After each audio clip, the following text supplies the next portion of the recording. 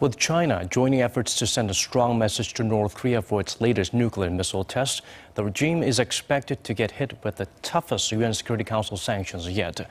Connie Kim has the insights on how South Korea's improving ties with China was a crucial contributing factor in Beijing's late turnaround.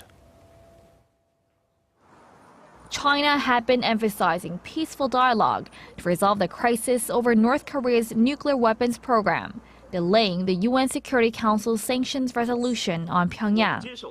So, what could have possibly caused Pyongyang's longtime ally to change its attitude? Panelists at a seminar from the Korean National Diplomatic Academy noted South Korea's diplomatic efforts with China as a major factor. South Korean President Park Geun-hye's decision to attend China's World War II anniversary celebrations reflected Seoul's will for strong ties with Beijing. I doubt Seoul would have been able to persuade China to show a stronger stance against Pyongyang without such efforts. President Park and Chinese President Xi Jinping held 6 summits since the two took office. President Xi has even assessed the two countries' relations as being at its highest. But experts also point out Seoul and Washington's alliance as another factor that could have pressed Beijing to shift its stance.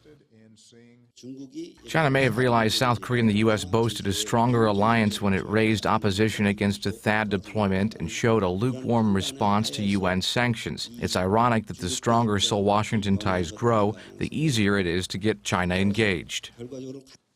Beijing agreed on a draft UN resolution after its Foreign Minister Wang Yi met with U.S. Secretary of State John Kerry in Washington last week, following united calls for it to slap heavier sanctions on Pyongyang.